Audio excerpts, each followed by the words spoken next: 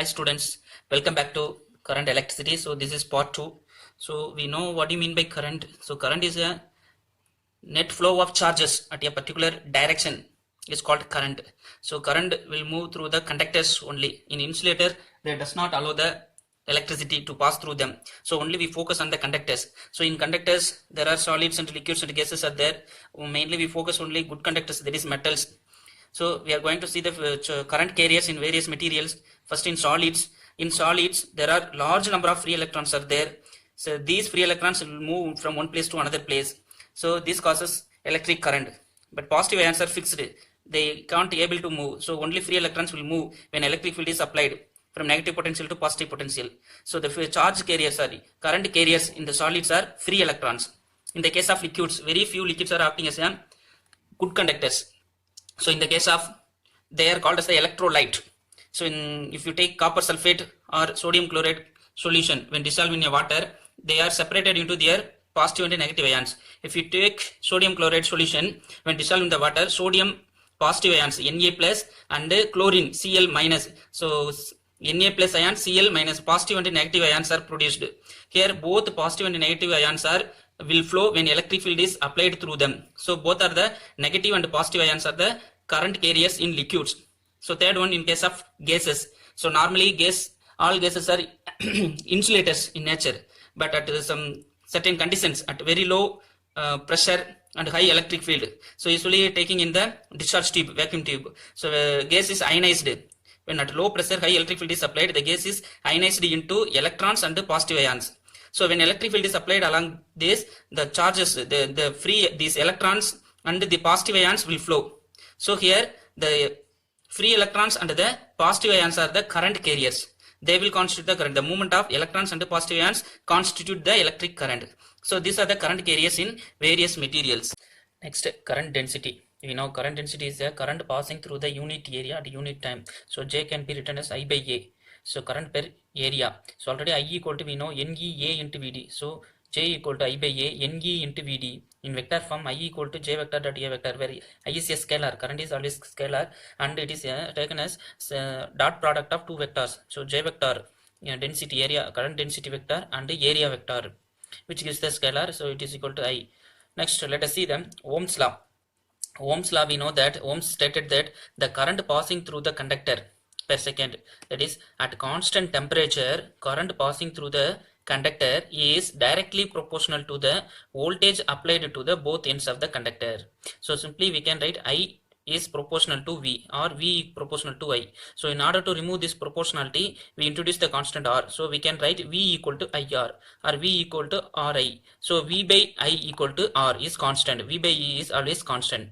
So if we draw the graph taking the voltage in x-axis and current in y-axis, so we can obtain a curve. So it should be a linear.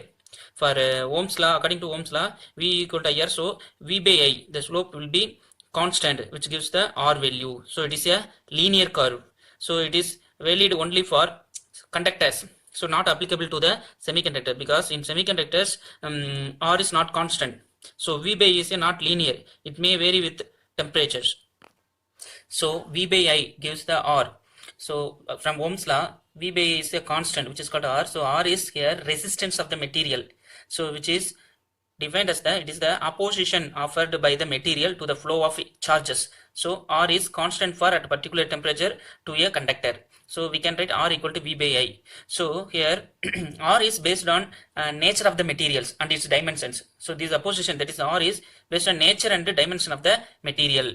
So we can relate the R with the other parameters of the conductor. So already we know that I equal to NEA into VD. From drift velocity, drift current, drift velocity. So drift current I equal to NE, where is N is the number of free electrons per unit volume, the charge of the electrons. So A is the area of cross section, VD is the drift velocity. So here A into VD gives the volume of the conductor, and the total, which gives the net flow of charge per unit second.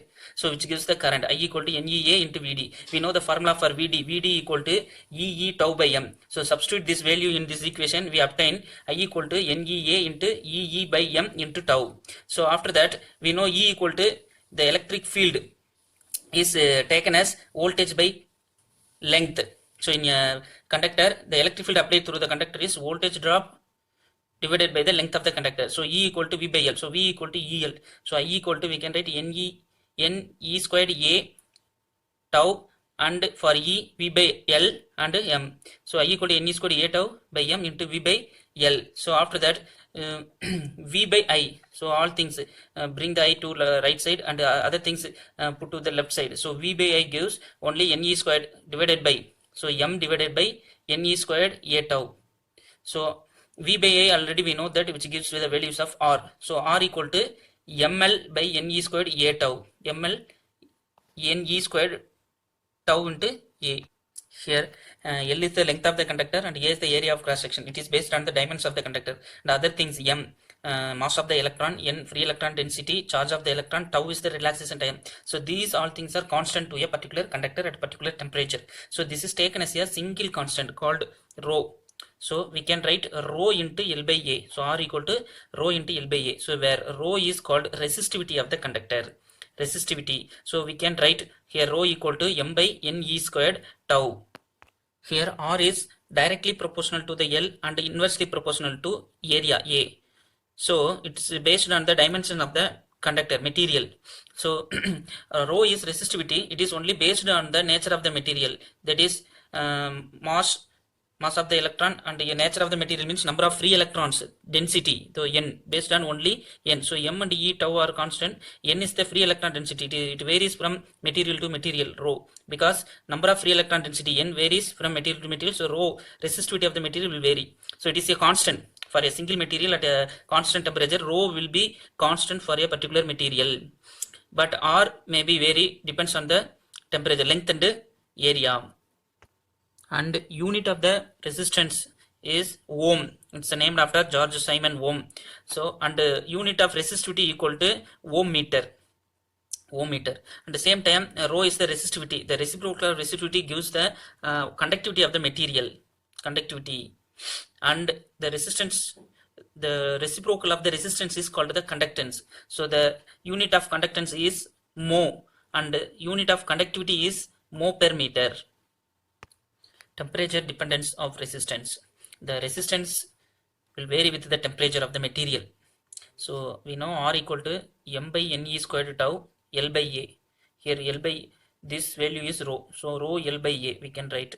So temperature coefficient of resistance, so which is termed as alpha, which means it describes how much the resistance varies with the temperature change.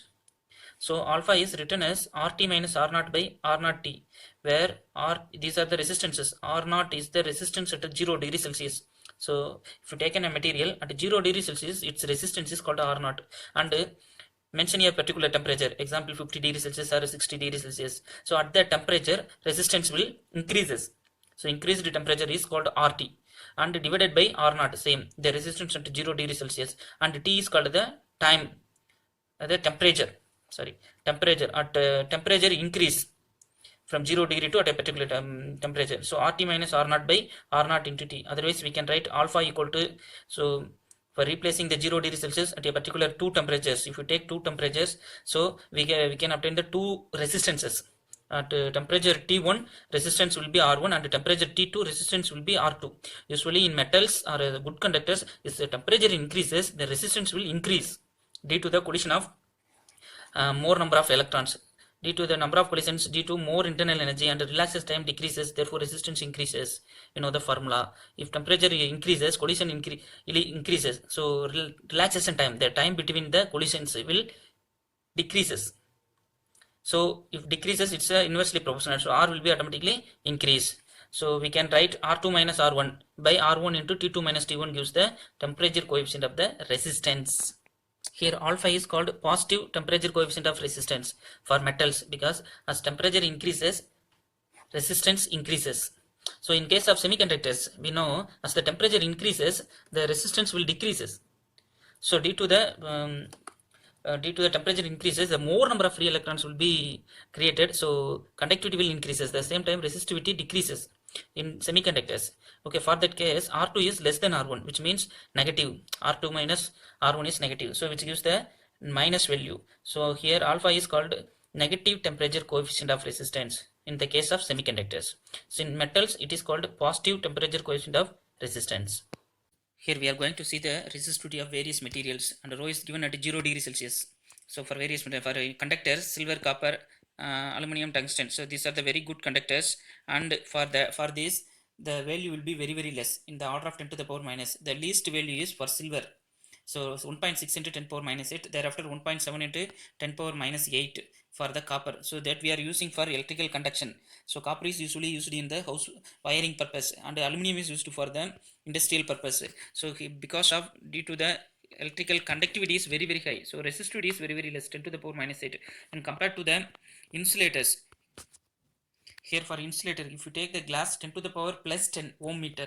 For hot rubber also 10 to the power 13 ohm meter. So it is very high when compared to the resistivity of the good conductors. So if the resistivity of the material will be less, then conductivity will be high. So that's why we are using the good conductors like copper, aluminum. These are in electrical conduction purpose.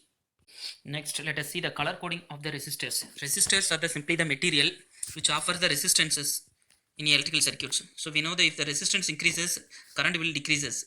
So to reduce the current value, we are using these resistors in electrical and electronic circuits. So we can measure the resistance value by using these resistors. So in these resistors, there are some colors are there. So simply by using these colors, we can calculate the resistance of individual resistors. So here there are so many bands, color bands are available. So here the last band, this last band is called tolerance band. So it may be silver color or gold color or without any color. So it gives the tolerance value. Tolerance means deviations in the resistances.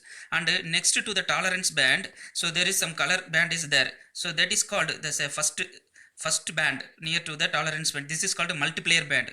So this is called multiplier band. So multiplier 10 to the power 1, 10 to the power 2, 10 to the power 3, like that. So after that that colors are simply mention the specific numbers to calculate the resistance values. So we can find out easily the resistance of the resistor using these colors. So there is some order in the colors. So from black to white, and these colors represent the specific numbers from 0 to 9.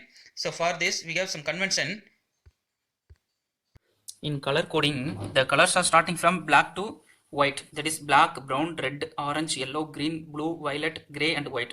So first black, second brown. So thereafter there is order. We know the VIBGYOR, violet, blue, green, yellow, orange, red, VIBGYOR colors. Then gray and white. So easily to remember these colors, we use the acronym form, that is a numeric BBROY, BB Roy, Great Britain, very good wife. So BB Roy, for G, great, for B, Britain, V for very, G for good, and W for wife. So to remember this, we use the numeric BB Roy, Great Britain, very good wife. So if you remember this word, so easily we order the colors, and each color represents a significant number from 0 to 9. So simply draw, and usually you can remember. So for black 0, brown 1, red 2, simultaneously up to for white 9. So these are the significant numbers for specific colors, and for specific these colors also multiplier also the same from 1. For black multiplier also 1, that is 10 power 0, and for brown 10 power 1, for red 10 power 2, up to for white 10 power 9. So these are the conventions for the color coding. So by using these conventions, we can easily calculate a resistance value for the resistor. So see the example. Now let us take a resistor. So here drawn here. So there is 4 band resistor. The first band we know it is a tolerance band. It may be silver color or gold color or without any color. So for tolerance, if gold color means 5% tolerance. Tolerance, that is deviations in the resistance. And silver 10%, so no color means 20%. So first band represents the tolerance of the resistor, and second band represents the multiplier. So this band represents multiplier, and the remaining bands are represent their significant numbers in the color coding. So this is a example given. So here first band is a yellow color, second band is violet color, then third is brown color, and is silver. So for this, if take the first digit, that is yellow, first digit represents the yellow. In first digit yellow, for yellow the significant number is 4. So you write 4. And for second color is second digit is violet. For violet we know its number is 7. So you write the number 7, and it is a multiplier, that is 4, 7. And for brown multiplier band, for brown multiplier is 10 power 1. So into 10 power 1, which means 10. So 4, 7. So simply 4 and second band 7, and multiplier band into 10 to the power 1, so which gives 470 ohm, and the last band is tolerance band, which represents the tolerance value of 10% because silver 10%, so plus or minus 10%. So this is the value of resistance of this resistor 470 ohm, and deviation may be plus or minus 10%. So simultaneously we can calculate the resistance value for various